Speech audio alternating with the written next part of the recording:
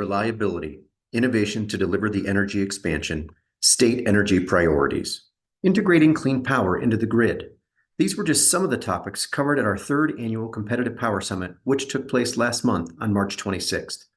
Thanks to all of you who made it, it was a fantastic opportunity to see so many people passionate about the critical issues facing our power grid, and we enjoyed the opportunity to bring together experts and leaders in the energy space to share their insights. If you didn't make it on March 26th, or just want to relive the day's discussions, we've got a series of special episodes for you featuring audio from the 4 fireside chats that took place throughout the day.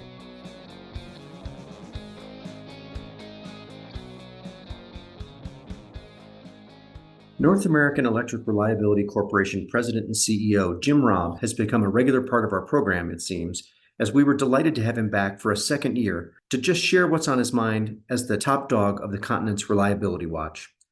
Listen in as Jim gives an update on the reliability and security of the grid, discusses steps to improve system performance after 2022's Winter Storm Elliott and other extreme weather events, challenges laid out in the 2023 reliability risk reports, and progress on gas-electric harmonization.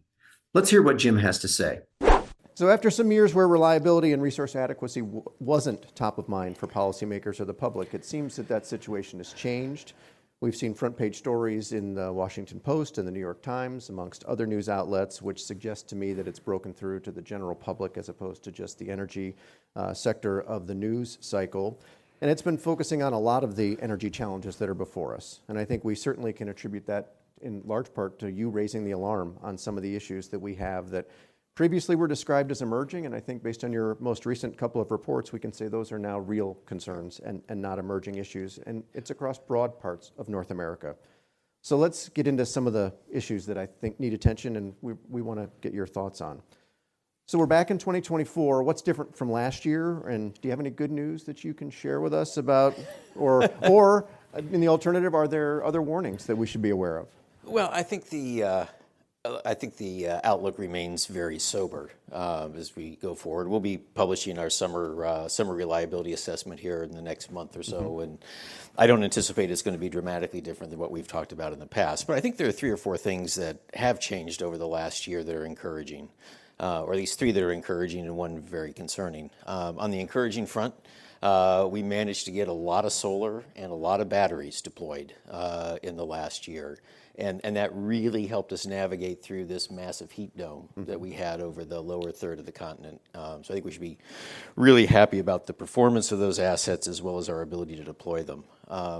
Second, I think there's some positive news on the fuel front. In California, Governor Newsom's extended the life of Aliso Canyon, which is a very critical asset to support the gas delivery system and the power plants in California. Politically courageous decision. I think this is pending, not yet approved, but it looks like the Everett Marine Terminal outside of Boston Harbor will be extended. Which brings some much needed fuel security to the Northeast. I think I read that New York is now either has approved or is considering approving adding compression to some of the pipelines serving the state there. So again, kind of counter to the political winds. So that's great news, right? That we're getting a little bit more acceptance of the importance of gas in the mix.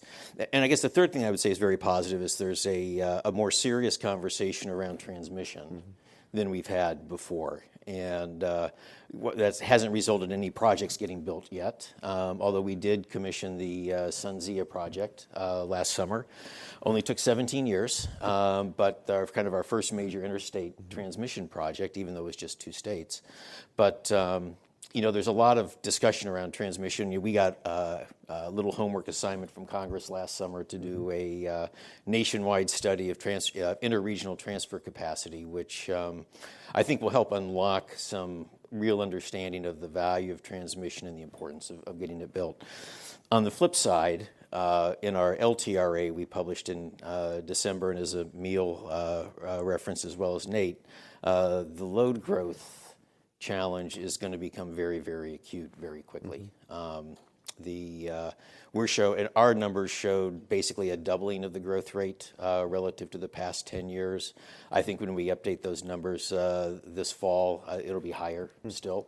And that's due to kind of repatriation of manufacturing, major chip plants being built in Arizona, our use of technology, driving data center growth, and particularly AI. I guess that's the other big thing with ChatGPT now becoming and the Microsoft equivalent, and Google's got one too. But an AI query takes potentially 10 times the amount of energy that a simple Google search does.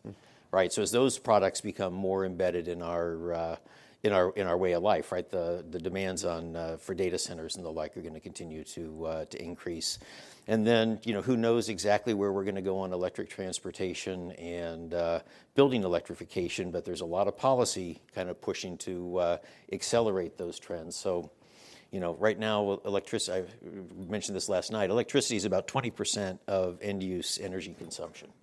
And electricity, of course, isn't an energy source. It's just a delivery mechanism.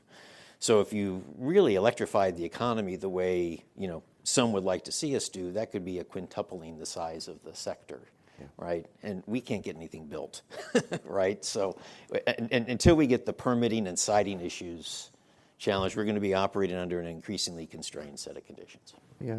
Fortunately for you, I'm not going to ask you to opine on permitting and siting since Thank you. That's the third rail, it seems, these days. So that being said, we're almost to the end of March, and we've almost made it through winter. I mean, technically we're in spring, but we always seem to get a blast of winter before it's all said and done. How would you assess the performance of the system over this year compared to the prior year? Well, I think we got to be encouraged by the overall performance of the system during Jerry and Heather in January. Now we're taking a hard look. We announced a joint inquiry with FERC. We're going to do a kind of a light touch assessment, not quite as in depth as we did with Uri and Elliott, but we really kind of want to understand why, with such a extreme and long duration, wide impact cold front, we didn't see the same kinds of BES impacts that we saw in those other two storms. Now, I say that, but I got to be really clear, right? We had a lot of what we call EEA3s, which is we're poised to shed load, called during that event. And we don't want to normalize those, right? Those are really bad days. So we were at the edge of fairly significant load shed events, but they didn't occur. We should be thankful for that, but we really kind of want to understand why and what that tells us about our winterization efforts, both as NERC, make sure that industry understands the lessons learned coming out of that, and that extends, of course, to the gas industry as well. Sure. So some good news, some challenges that remain. I think that's going to be a consistent theme, is that there are challenges that remain. Absolutely. So, speaking of challenges, go ahead. I was going to say, the main thing that I took away thinking about the last three winters is, each of those, the NOAA forecast leading into the winter season was for a mild winter. And so far as I know, last winter and this past winter, the winter of 2023 and the winter of 2021-22, may have been mild on average. But it just goes to show that, averages don't mean anything in this business, right? Even in a mild winter, we can have one of these moments where the jet stream breaks down and all this Arctic air comes down south. So we got to stay on our toes for sure. Indeed. And you've continued to focus on a couple of other issues that are challenging to the system, from IBRs, which I know inverter-based resources are something you're focused on, gas-electric harmonization, which we're going to talk about later, but also cyber and physical security risks. So can you kind of talk to us a little bit about NERC's posture and thinking that the leadership of your organization and the board has on some of these issues? And really, as you answer that, are there some key issues that you still think we need to dig in on and that industry needs to address? Or are there any gaps in engagement from the industry that you would say, we need you to do something else or do something more? How much time do we have, Todd? No, those are a great series of topics, and those are probably three of the most engaging topics that I talk with my board about and we talk with our members about. So maybe we'll just take those in order. So inverter-based resources, these are really, really critical that we get our arms around these. I was happy that last summer we didn't have a major Odessa, Texas type collapse where a small disturbance on the grid trips off, 1,800 megawatts of generation for really no reason. We did have an event in Utah, though. It wasn't as dramatic as what we had seen in West Texas, but it's just a reminder, right, that these resources need to be configured and programmed and operated in a way that supports the reliability of the grid. And, there's a lot of work to be done there. And, the great thing about an inverter, as I've come to appreciate, is that they can do pretty much anything we want them to do, but we got to tell them. Right. And if we don't tell them, they're not going to do it, and they're going to react the way they have reacted, which is they panic and they trip offline to protect the panel. And I'd probably do the same thing if I were an inverter. But we got to solve that, and I think the challenge we have with inverters is we're kind of learning about them while we're writing the requirements, and that makes a lot of people uncomfortable. And I get that, right? But I think the key message that we got to give our stakeholders and the folks participating in our drafting teams and all that is you got to get comfortable with ambiguity at this point. And send them to law school. Well, there you go. But it's similar. I'm sure we'll talk about winter in a little bit too. It's the same thing with winterization, right? I mean, we got to get that right. We got to get it as right as we can, and then trust that we will fine tune it as we learn more going forward. I think that's absolutely true of inverters. One of the big issues that we're struggling with right now is there are a couple things that are very clear. Right, ride through is very, very clear what we need to do there. The modeling of inverters, very, very clear what needs to happen there. One of the areas where we're struggling a little bit is the role of grid forming inverters.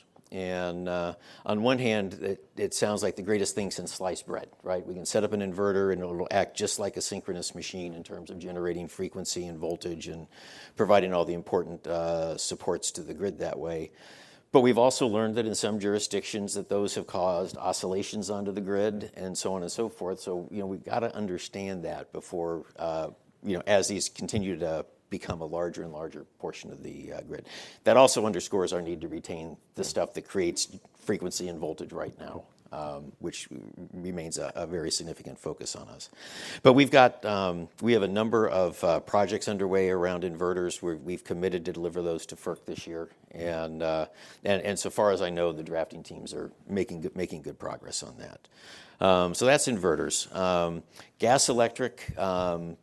Lots of work to be done there. I will say that I'm really, really encouraged because over the last, from a time maybe as recently as 2 years ago, it was, two industries just talking past each other. And I think, over the last year, we've seen much more constructive dialogue, and, I see people leaning in to try to at least understand what the parameters of some solutions could be. And this is, of course, a really hard problem. If it wasn't a hard problem, it would have been solved, right? And there's great reasons why the challenges between the gas system and the electric system persist. Part of it is that most of our electric policy was developed in the late 80s, early 90s. Most of our natural gas policy was developed in the late 70s, early 80s. At that point, gas was kind of a hobby in the power sector. And gas deregulation and so forth didn't contemplate gas being 40% of our fuel mix. And at that time, even when gas started to really become a major factor in the power sector with the advent of combined cycle technology, we still had lots of other resources around. So it was we had a lot of diversity. But as we continue to lose coal and nuclear and other assets, gas becomes more and more that critical fuel that keeps the lights on. And I keep reminding our friends in the gas industry that we're now 40% of your sales. And you're 40% of our fuel mix. So it's not a hobby anymore, right? We are inextricably linked. And as we learned during the URI assessment, the systems are fundamentally interconnected, right? So we got to figure out a way to make these two systems operate during these times of stress the way that we want them to. And I always remind people that every process and every system is perfectly designed to deliver the results that it delivers. And the gas electric sector that we have right now delivers spectacular results 350 days a year. Mm-hmm.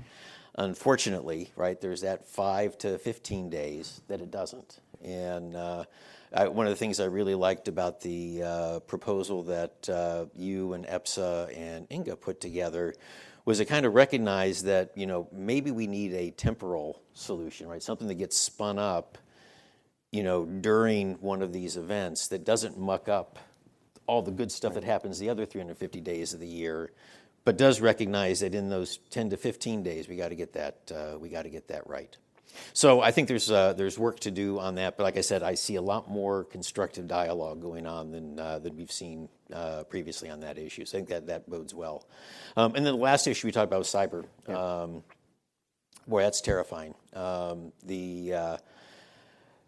The state of political unrest around the world, whether it's the ongoing problems in Europe between Russia and Ukraine, this cataclysm that's happening in the Middle East, and the potential for that to escalate much more broadly, and then whatever China ends up deciding to do as it kind of works to deflect attention away from its own economic woes and has its aspirations relative to Taiwan.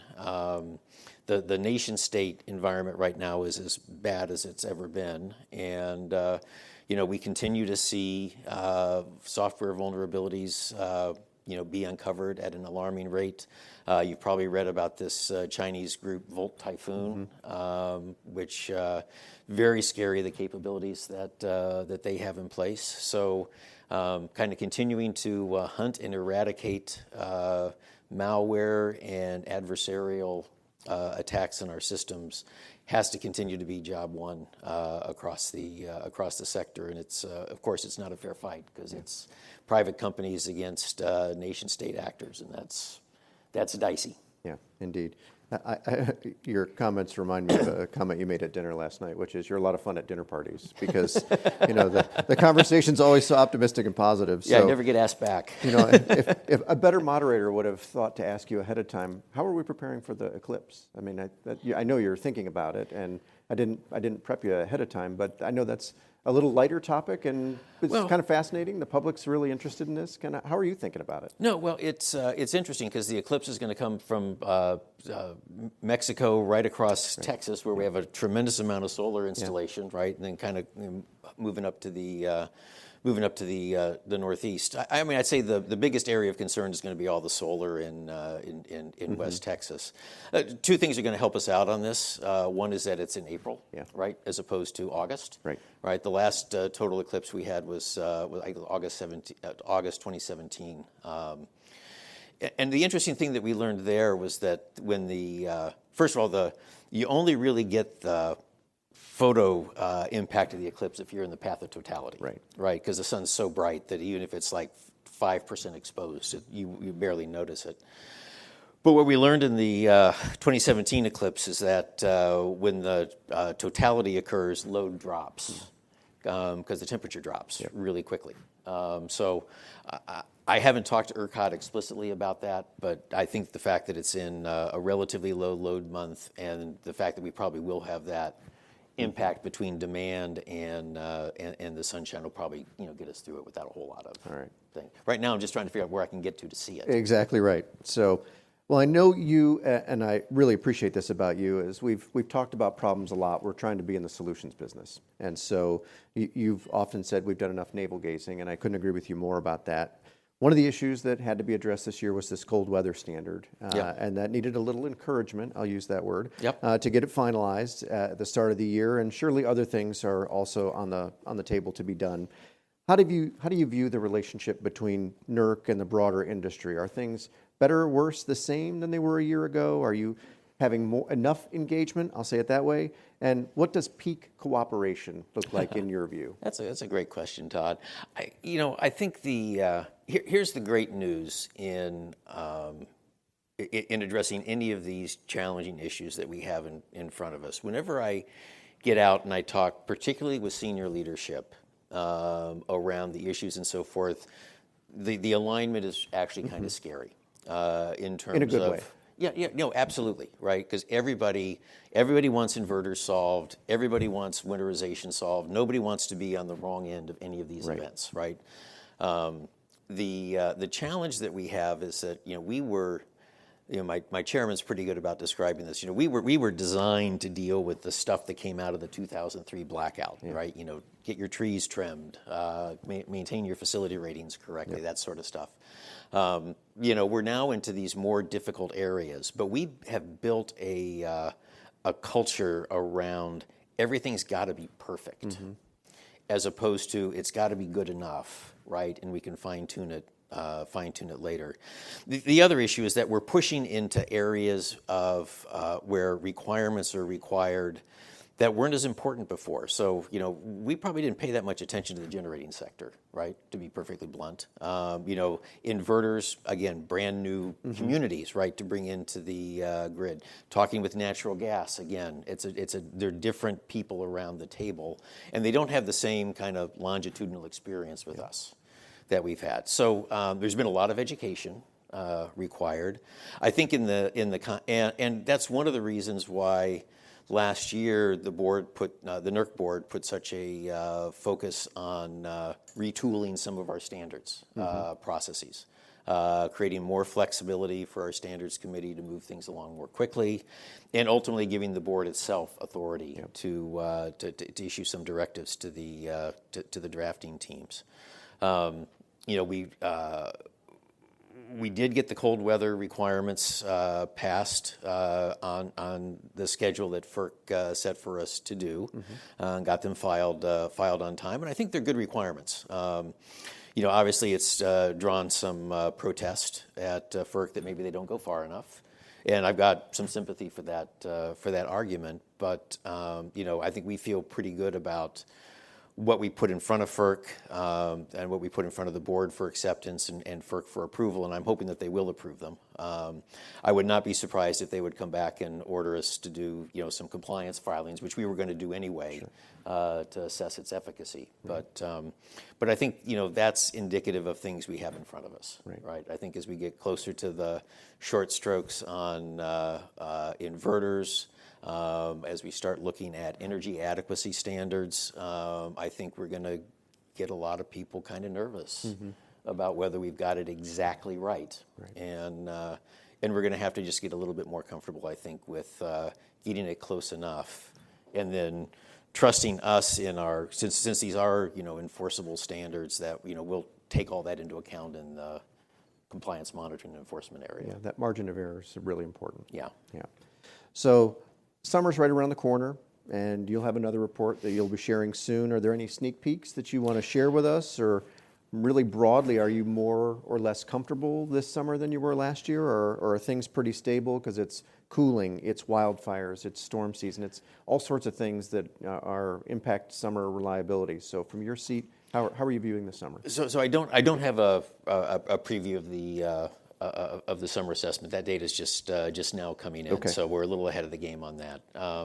But I think California obviously has had really good water years over the last couple seasons. So the drought concerns in California aren't as high as they were, but now they're in the Northwest, right? Because it's been dry up there. We had wildfires, a fairly significant wildfire in Northwest Texas earlier this year. So and we had wildfires all over Canada last year. So the wildfire issues remain of concern. We still have major drought conditions in the inland part of the West and in Texas. We will have undoubtedly added a lot of new load to the grid with data center construction over the last year. Offsetting that, we've certainly deployed a lot of solar and more batteries. So I need to kind of wait for the sums to come together to see whether net we're in better shape or worse shape than last year. But last year we got through that heat dome. That lasted over 2 months with triple-digit temperatures in places that don't normally get triple-digit temperatures. So pretty encouraged by that. So we'll see. Ask me in a month. Okay, fair enough.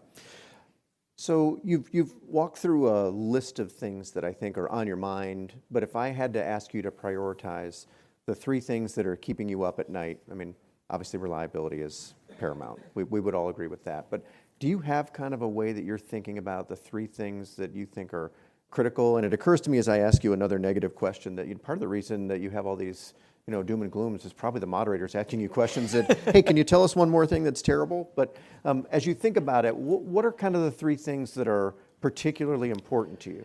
Well, I think the three that we already talked about, right? It's staying ahead, or staying ahead may not even be possible, but it's staying on pace with the evolution of the cyber and physical threats. The fact that we have an election this year is very concerning, both for cyber interference that we might get from nation-state actors to domestic terrorists, which we believe are becoming much more active in the physical security space. And we saw that in North Carolina and Seattle and other places in the Northwest in the last year and a half. So we're anticipating a fairly active year on the security front with the ISAC. I think getting these inverter standards, we got to get them done, right? The inverters they're no longer hobbies, right? They're a substantial part of the generation mix. We got to make sure that they're working well with the rest of the system. And then, the other thing that we're watching very closely, and I don't know if it's going to come to a head this summer or if it's next summer, but we now have some plants scheduled for retirement that have the potential to create some massive reliability challenges. And the poster child on this, I think, is the Brandon Shores coal plant in the Inner Harbor of Baltimore. And I think that's scheduled to be retired in 2025, I believe. PJM, I think, has identified a transmission solution to that, but that's not likely to get built for 4 or 5 years. So there's a problem there, right? And I think there's this issue between the RTOs, the state regulators, and FERC around who's really responsible for resource adequacy. And we've had some good discussion around that in the context of the New England situation with a couple of the technical conferences that FERC has held up there. I think it's going to come out in spades with this issue around Brandon Shores. So watching that very closely. Well, we're almost to the end of our time, so I'm going to ask you a question I hope we can end on a please. positive note, if at all possible. So are conditions just so volatile and evolving at such a rapid pace that we're playing catch-up, or do you think we can get ourselves to the position where we're able to be proactive, getting ahead of the assessments, and then support and get to ahead of the curve on the evolving energy system? The energy transition term we don't like. I prefer to call it energy expansion because, as Chairman Thompson noted, we're going to need more of everything, not less. So that's why we think about it that way. But do you think we can get to a spot that we're there, or are the laundry list of issues really so great that we're just scrambling to play catch up? Because I'm like Nate. I guess I'm the closet optimist who thinks that if we really focus as an industry, we can get there, but I'm curious if you view it the same way. Well, my job is to always look for what's missing. Fair enough. That's why they don't invite me anymore. I think we absolutely could, but one, the list of things to get done is extraordinarily long. That's right. Right? And my colleague at WEC, the Western Regional Entity, kind of describes it. It's everything, everywhere, all at once, and that it is kind of how it feels. Now, we did put together last year a fairly clear prioritization, for, at least for our working standards, right, in terms of what we're going to get done this year, next year, and year after that. So we've tried to get everybody kind of focused on a manageable number of things, which means that there are a lot of important things that aren't getting done right now. But so that list is kind of continuing to grow. I think the big challenge, first of all, we absolutely could get ahead of this, but it's not the nature of the beast. Our industry has forever been extraordinarily reactive, and I think the leadership of the sector broadly, and when I say of the sector, I'm including the gas in here too, because I've had a chance to meet with a lot of gas CEOs over the last couple months, and they're all kind of saying, let's get ahead of this, let's lean in, and so on and so forth. Somewhere along the line, that kind of breaks down. when we get to the folks that actually show up to do the work with us. And then there are reasons for that, right? Because they're more on the hook for making sure that it's right, as opposed to done quickly. So I think there's some cultural things that we have to deal with as a sector to be able to move at the pace that we need to move at. And it makes people uncomfortable. Yeah. But I think it's eminently doable. I think we need to kind of continue to do our job at keeping the priorities clear and moving things along at pace, not too fast, right? Because we don't want to be reckless. But we got to keep moving things along because the list of issues is continuing to grow. It's not getting any shorter. Right, it's not going to get shorter anytime soon. So we got to start spitting stuff out and just being able to balance the effort. Yeah, well, Jim, thank you so much for your time and attention, for your passion about these issues. This is not easy stuff. And you're committed on focusing attention to the issue and then working towards solutions. And for that, we're grateful because we share that aspiration to get the solutions and then implement the solutions, because together that'll make reliability that much more achievable. Right. So thank you very much for that. Thanks for joining us this morning. We certainly appreciate it. If you'd join me in thanking Jim for his participation, we really appreciate it. Good deal.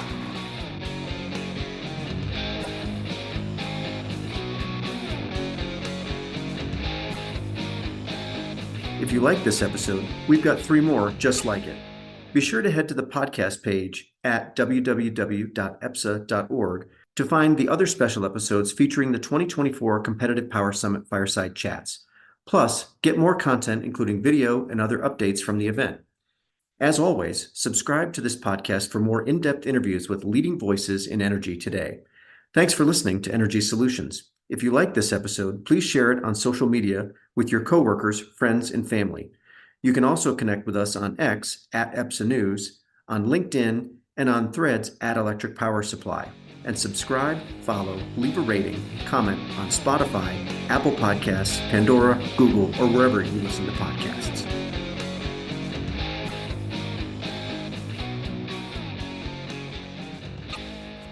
Energy Solutions is brought to you by the Electric Power Supply Association. EPSA represents America's competitive power suppliers, which bring about 150,000 megawatts of power generation resources to customers throughout the United States. Discover the power of competition at www.epsa.org.